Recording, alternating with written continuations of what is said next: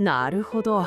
魔力回路の展開には並列演算が必要で、この古代ルーンを補助言語として組み込めば、理論上は出力が 1.2 倍になるわけだね。王都の片隅にある魔導図書館。少年アルトは自分の背丈ほどもある古びた魔導書を広げ、一心不乱に楊皮紙へペンを走らせていた。アルトは勉強が大好きだった。歴史、言語学、魔法、薬学。彼の知識量は波の宮廷魔導士を超えるほどだ。そんな彼の夢は世界中を旅する冒険者になること。しかし彼には致命的な欠点があった。よし、理論は完璧だ。いけ、ファイヤーボール。アルトが指先を突き出す。しかしそこから放たれたのはマッチの火を少し大きくした程度の頼りないプシュッという音とともに消える火花だけだった。おかしい。計算式は間違っていないはずなのに。アルトは首をかしげ、また新しい本を手に取る。もっと効率的な方法があるはずだ。彼は学ぶことに集中し、その先にある鍛錬という工程を無意識のうちにスキップしていたのだ。ある日、アルトは冒険者ギルドの片隅で一人の少女に出会った。名はリーン。金色の髪をなびかせ、腰に剣を刺した凛とした佇まいの少女だ。君、さっきからずっと本を読んでるけど、実践形式の訓練はしないの？リーンが呆れたように声をかける。アルトはメガネを押し上げ、自信満々に答えた。効率が悪いからね。まずは最適解を知ることが先決だ。知識さえあれば力なんて後からついてくるものだよ。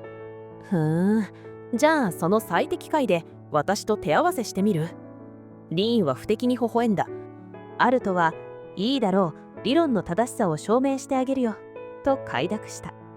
結果は惨敗だった。アルトが複雑な術式を構築する間に、リーンは一瞬で距離を詰め、その再建の切っ先をアルトの喉元に突きつけたのだ。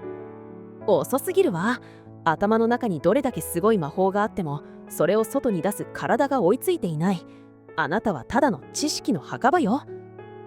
リーンの言葉はアルトの心に深く突き刺さった。それからというもの、アルトはリーンに弟子入りすることになった。リーンの指導は苛烈だった。魔導書は没収。代わりに渡されたのは一本の重い木刀と終わりのない反復練習だった。リーンさん、これに何の意味が？物理法則に従えばもっと効率的な。黙って振る。脳で考える前に筋肉に覚えさせれの。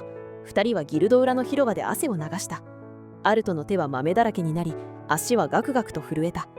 今まで知ることで満足していたアルトにとって、このできない自分を何度も繰り返す作業は苦行以外の何物でもなかった。しかし1ヶ月が過ぎる頃、アルトの体に変化が現れた。無駄な動きがそぎ落とされ、魔力の循環がスムーズになったのだ。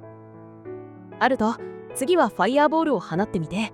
計算なんてしないで感覚で打って。リーンの言葉に従い、アルトは短く鋭く魔力を練った。ファイヤーボール！放たれた炎は以前のそれとは比べ物にならないほど巨大で、一直線に標的を焼き尽くした。できた。僕、本当に魔法を。そうよ。知識は種、練習は水。どちらが欠けても力という花は咲かないの。リーンは少し照れくさそうに笑い、アルトの頭を乱暴に撫でた。その瞬間、アルトの胸に今まで感じたことのない高鳴りが生じた。それは新しい知識を得た時の喜びとは全く質の違う甘く熱い衝動だった。ある依頼で2人は森の奥深くにある遺跡を調査することになった。ターゲットは剣の攻撃も魔法の攻撃も効きにくいガーゴイルだ。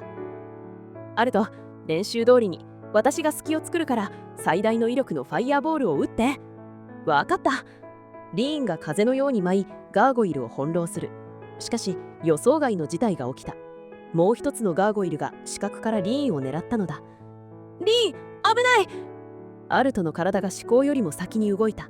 彼は魔導書で学んだ防御の魔法を練習で培った瞬発力で展開した。サンクチュアリー！強固な光の壁がリーンを守る。反動でアルトの腕に激痛が走るが、彼は構わなかった。リーンを守りたい。その一心で彼はさらに追い打ちの魔法を叩き込んだ。はあ！それはどの本にも載っていないアルトが自分の体で編み出した最も強い魔法だった。遺跡の調査を終えて帰り道、夜空には満天の星が広がっていた。助かったわ、アルト。あんな結界いつの間に練習してたの？リーンがいつも言ってるだろう。体で覚えろって。君を守るためなら何でもできるよ。アルトの直球すぎる言葉にリーンは耳まで真っ赤にした。口だけは達者になったわね。でもまだまだよ。明日は基礎体力をつけるために森を10周走ってもらうから。それはさすがに非効率じゃ。口答えしない。リーンはアルトの手をぎゅっと握りしめた。その手はかつての白く柔らかい手ではなく、剣を握る自分を助けてくれた頼もしい男の手に変わっていた。これからも教えてあげるわ。世界の歩き方も戦い方も、それ以外のことも。アルトは握り返した手のぬくもりに新しい学びの予感を感じていた。それは本には決して書かれていない自分たちだけの物語。冒険者の道はまだ始まったばかりだが、アルトはもう迷わない。習うより慣れろ。彼はこれからも全力で目の前の現実にぶつかってゆくのだ。